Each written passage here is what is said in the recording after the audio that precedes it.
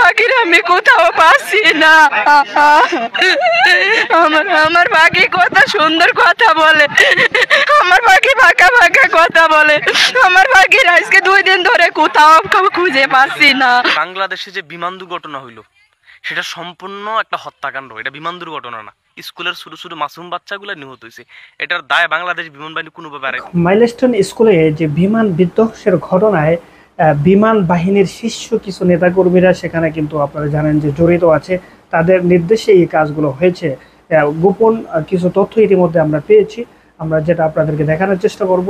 অবশ্যই সম্পূর্ণ ঘটনা আপনারা যারা জানতে চাচ্ছেন না টেনে পুরো ভিডিও দেখবেন। অনেকেই দেখি পুরো ভিডিও না দেখে মানে সঠিক না বুঝে অনেকে অনেক মতামত দিচ্ছেন, তো সেক্ষেত্রে অবশ্যই পুরো ভিডিওটা দেখবেন এবং চ্যানেলে আপনারা যারা নতুন আছেন আমাদের এই চ্যানেলকেও সাবস্ক্রাইব করে আমাদের পাশেই থাকবেন। তো চলুন দর্শক এক এক করে বিস্তারিত ভিডিও ফুটেজগুলো দেখাচ্ছি আপনাদেরকে। আমার পাখির আমি কোথাও পাচ্ছি না, আমার পাখি কত সুন্দর কথা বলে, আমার পাখি ফাঁকা ফাঁকা কথা বলে, আমার পাখির আজকে 2 দিন ধরে কোথাও খুঁজে পাচ্ছি না।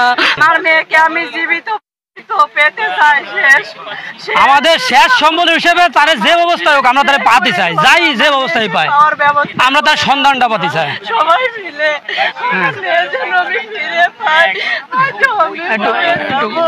আমার পাখি আমার চাই, আমার পাখির আমি কোথাও পাচ্ছি না। আমার পাখি কত সুন্দর কথা বলে, আমার পাখি ফাঁকা ফাঁকা কথা বলে, আমার পাখির আজকে 2 দিন ধরে কোথাও খুঁজে পাচ্ছি না। আমার পাখিরে তোমরা খুঁজে বের করো। স্কাই সেকশন যে রুমটাই হয়েছে ওই রুমটাই আমার মেয়ে ছিল, বাংলা মাধ্যমে পড়তো, আর ওর কোড নাম্বার আছে 2010। রাইসামণি, বয়স 9 বছর, ক্লাস 3-তে পড়ে।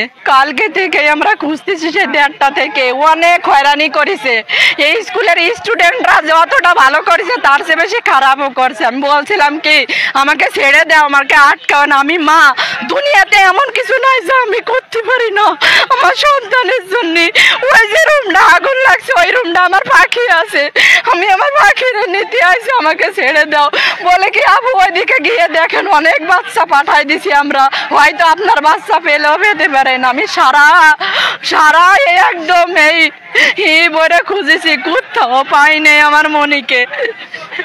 আমার মনিকে আমি জীবিত পেতে চাই আমার কাছে, তোমরা আমার মনিকে উদ্ধার করে দাও। আমার মেয়ে, বড় মেয়ে ক্লাস 8-এ পড়ে, তো আমি ফোন পাই নেই কারোরই। আমার বড় মেয়ে ক্লাস 8-এ পড়ে। এই পাশে আমার বড় মেয়ে যখন বাসায় গিয়ে দরজা খুলতে বলছে আমি খুলছি, আর আমাকে জড়াই ধরে কান্না করে বলছে আম্মু রাইসামণিদের ওই কোনা না ব্লাস্ট হয়েছে, আমাদের ছুটি দিয়ে দিয়েছে, আমি চলে আসছি। আমার মনির আমি খুঁজতে গেছিলাম কিন্তু ঢুকতে দেয়নি, সবাই আমাদেরকে তাড়াই দিয়েছে, তুমি আর আব্বু এক্ষুনি যাও। আর সেই মুহূর্তে আমি আসছি, তখন হয়তো 1:30 বাজে মিনিমাম, মানে টাইম তখন তো আমরা দেখি নাই, কিন্তু আনুমানিক 1:30 বাজবে, হয়তো 1:30-টারও কম বাজবে, 1:30-টার উপরে না, 1:30-টার কম বাজবে। আমি যখন আসছি এখানে, আমার হাজব্যান্ড যখন আসছে, কোনো অ্যাম্বুলেন্স দেখি নাই, শুধু একটা ফায়ার সার্ভিসের গাড়ি এখানে ছিল, তখন কোনো অ্যাম্বুলেন্স আসছিল না। যখন আমি খুঁজতে ক্লান্ত হয়ে যায়, আমার হাজব্যান্ড হসপিটালে যায়, আর আমি খুঁজতে সারা ক্যাম্পাস ক্লান্ত হয়ে পড়েছি, আমার কাছে কেউ ছিল না, আমি একা। তখন দুর্বল হয়ে পড়া পরে তখন আমাকে একজন বের করে দিয়েছে, যাব আপনি চলে যান। তখন আমি বুঝছি আমার মনি মনে হয় আর নেই, আমার মনির এরা বের করতেছে না কেন, আমার মনির ওরা বের করে দিক, কিন্তু কেউ আমার মনির সন্ধান দিতে পারেনি এখন অব্দি। আমার মনি কোথায় আছে তোমরা সবাই মিলে খুঁজে বের করে দাও। অনেক এমন কোনো হসপিটাল নাই যেখানে আমার লোক না আছে, সেই 1:30 থেকে ওইখানে যে ক্লাসরুমটা তার সামনে আমার ভাই ও পেয়েছে, আমি এইমাত্রই আসছি।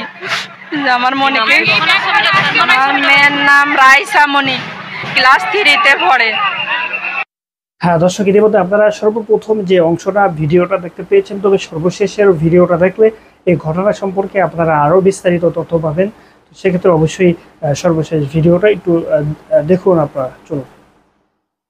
আপনি কি মনে করেন উত্তরের মাইলস্টোন কলেজে যে বিমান দুর্ঘটনা হয়েছে সেই বিমান দুর্ঘটনার দায় এই সরকার এড়িয়ে যেতে পারে, এই রাষ্ট্রপক্ষ এড়িয়ে যেতে পারে? আপনি কি সেটা মনে করেন?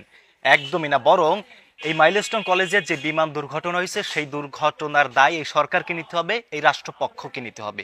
কেননা ঢাকার মতন একটা জনবহুল শহরে কিভাবে একটা প্রশিক্ষণ বিমান দিয়ে প্রশিক্ষণ দিতে পারে? ঢাকার মতন একটা জনবহুল শহরের আকাশে প্রশিক্ষণ বিমান উড্ডয়ন করায় কিভাবে? তাও যদি একটা উন্নত প্রযুক্তির বিমান হতো সেটাও একটা মানা যেত, কিন্তু সেই মানধাত্তা আমাদের 40 বছর আগের সেই প্রশিক্ষণ যুদ্ধ বিমান, সেই যুদ্ধ বিমান দিয়ে ঢাকার মতন একটা জনবহুল শহরের আকাশে প্রশিক্ষণ দেয়। আমরা গত বছর দেখেছি চট্টগ্রামের কর্ণফুলী নদীতে প্রশিক্ষণ বিমান পড়ে গেছে, পাইলট নিহত হয়েছে। আমরা গত বছর দেখেছি যশোরের যে বিমানবন্দর এলাকায় আলু চাষ করে, যে বিল, যে মাঠে আলু চাষ করা হয়, সেই আলু চাষের উপরে বিমান ল্যান্ডিং করতে হয়েছে, প্রশিক্ষণ বিমান।